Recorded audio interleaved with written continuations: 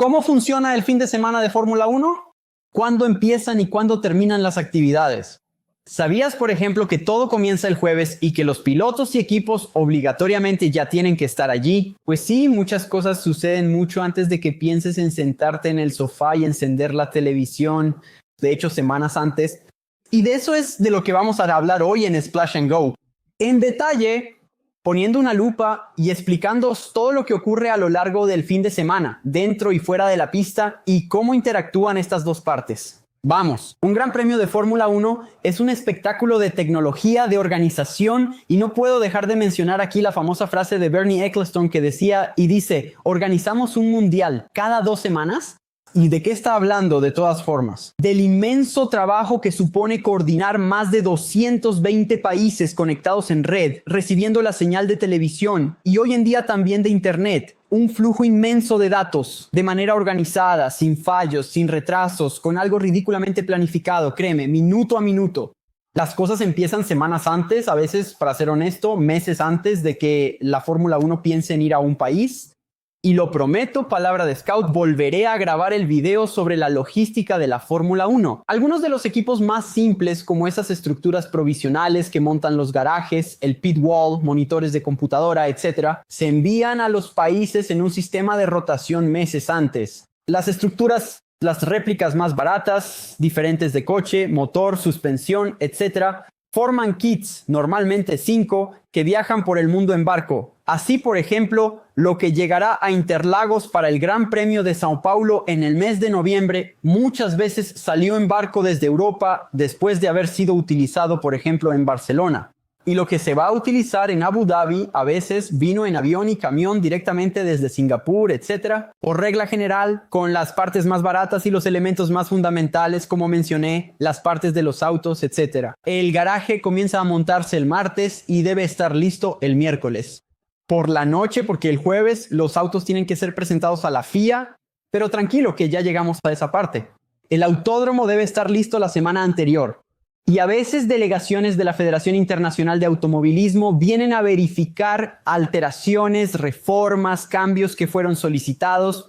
Aquí en Interlagos, por ejemplo, es común que el autódromo cierre a finales de agosto para las obras, los retoques que todos los años se realizan para dejar el autódromo que se utiliza de manera intensa durante todo el año como una joya, bonito, pintado, con el césped en orden.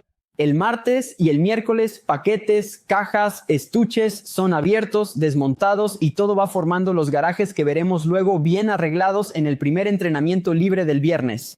Es un ir y venir de camiones, montacargas, estuches siendo abiertos, todo el mundo poniendo todo en su lugar porque las herramientas tienen que estar listas, todo listo incluso antes del entrenamiento libre del viernes, porque al final de cuentas es un corre-corre de gente a pie, cajas para acá, montacargas para allá, pequeños camiones, todo siendo montado, desde el catering, el buffet de los equipos, hasta las instalaciones hidráulicas para que las herramientas puedan funcionar, para que esos monitores puedan bajar cables de internet, redes para un lado y para otro. ¿Y quién monta todo esto? Te preguntarás, el personal de los equipos. Hay una infraestructura básica, por supuesto, aire comprimido, energía eléctrica, internet, etcétera, que es puesta a disposición por la organización local. Pero a partir del momento en que los equipos llegan, toman posesión de los garajes y comienzan el trabajo de montaje y personalización.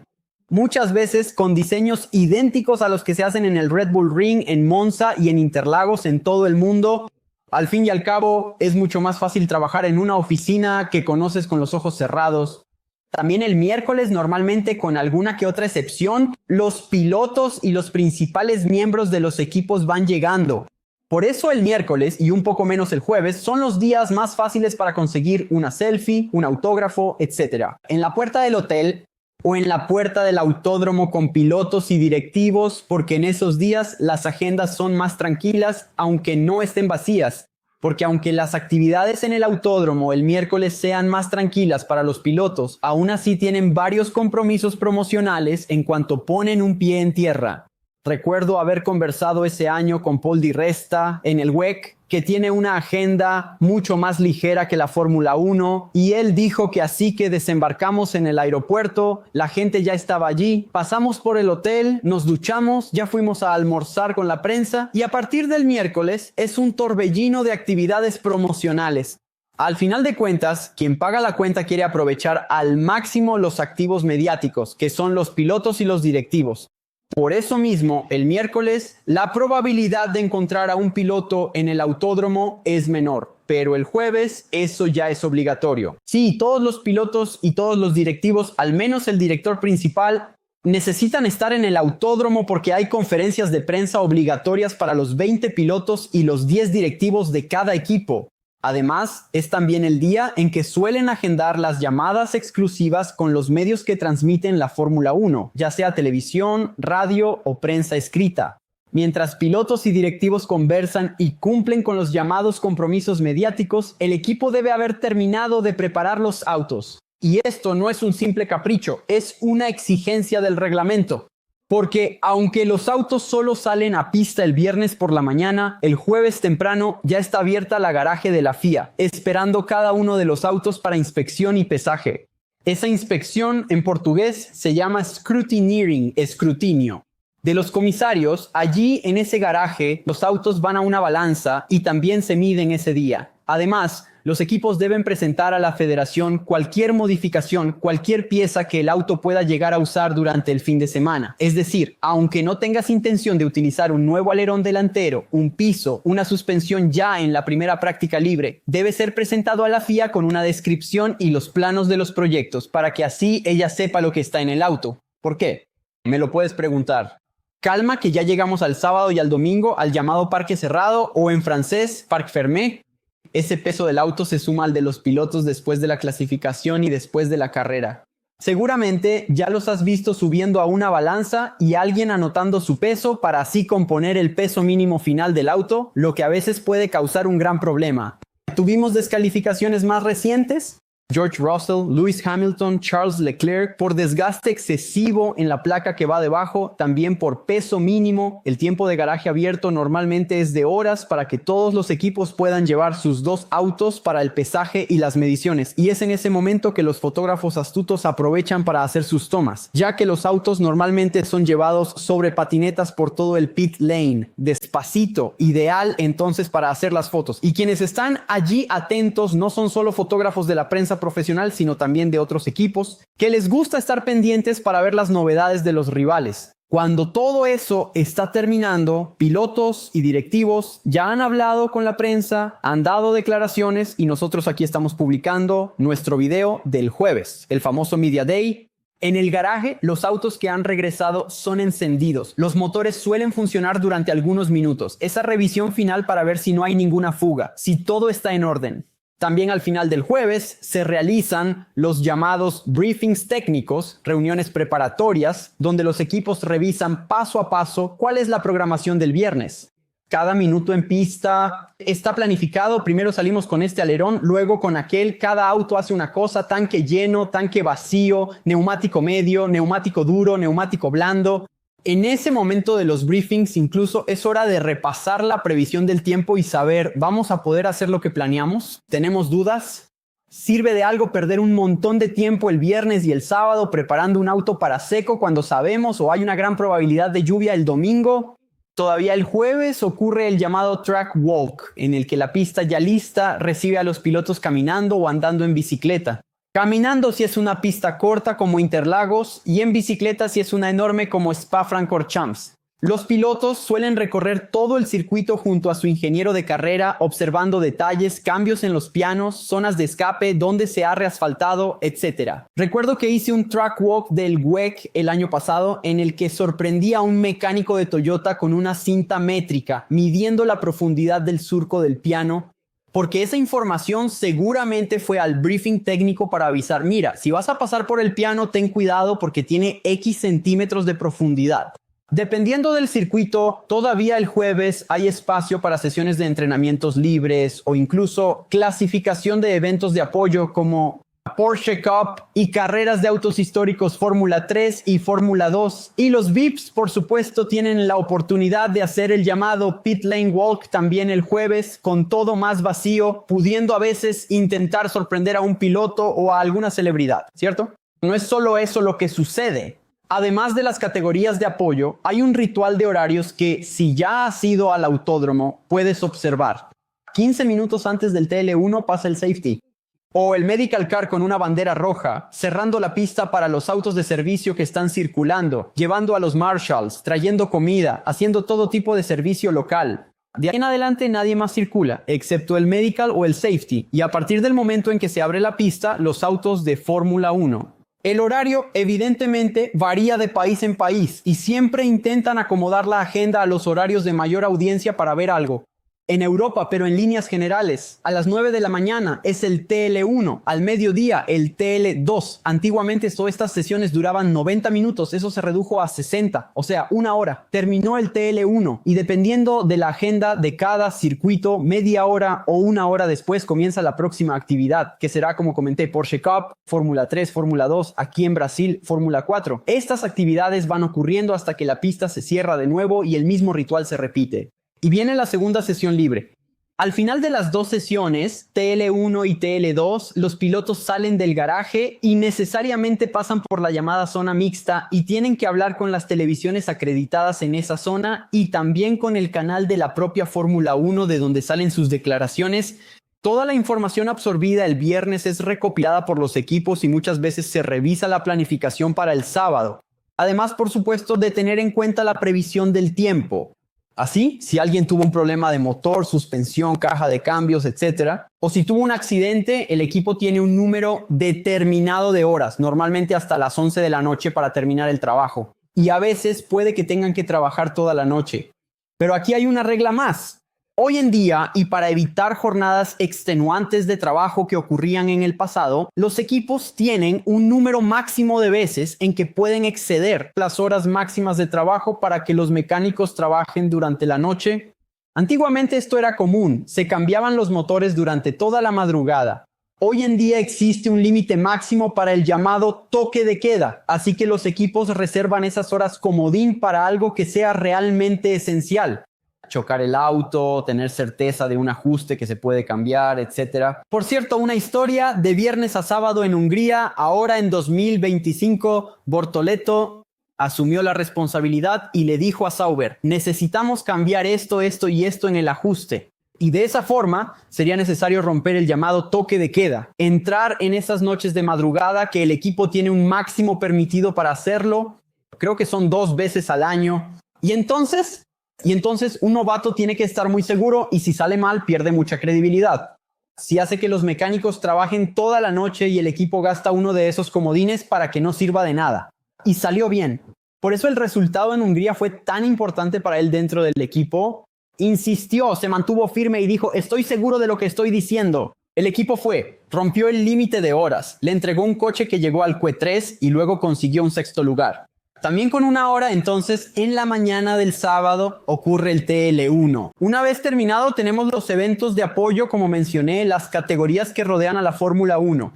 Y usan la pista en el mismo fin de semana y luego ya hacia la mitad de la tarde, hora local en la que ocurre la carrera, viene la clasificación Q1, Q2 y Q3. Son 18 minutos para la primera parte en la que los 20 salen a pista y pasan los 15 mejores. 15 minutos para la segunda en la que se clasifican los 10 mejor colocados y después 12 minutos para la última parte formando el top 10. Terminada la clasificación para algunos en el Q1, otros un poco después en el Q2 o la gente que va al Q3, todos pasan por la zona mixta, dan sus declaraciones y luego vuelven al garaje. Ese día después de la clasificación es mucho más difícil conseguir acceso a los pilotos porque se quedan hasta mucho más tarde discutiendo la estrategia y qué hacer en la carrera. ¿Ya se puede cambiar el ajuste? No se puede. Bueno, se puede, pero tiene un precio. Aquí, después de la clasificación, comienza a regir el régimen de parque cerrado. ¿Qué es eso? Parque cerrado es una regla que determina que los autos no pueden sufrir ningún tipo de alteración. Vuelven a sus garajes, pero hay un sistema de cámaras y precintos que impide que se realice cualquier cambio. Si realmente quieres cambiar un motor, una caja de cambios, un alerón, etc., hasta puedes hacerlo, pero perderás tu tiempo de clasificación y estarás obligado a largar desde los boxes. Por eso a veces tuviste una clasificación terrible, chocaste, hiciste un mal tiempo, estás largando desde el fondo y terminas sintiendo la tentación de cambiar un motor, una caja de cambios, etcétera, porque así ya pagas la penalización y entonces puedes usar un motor nuevo o piezas completamente nuevas para la carrera. El parque cerrado también se aplica después de la carrera. Pero después de la carrera no es que alguien vaya a tocar nada, sino que los autos son inspeccionados para comprobar que están en conformidad con el pesaje del jueves y que las piezas que están allí son las mismas.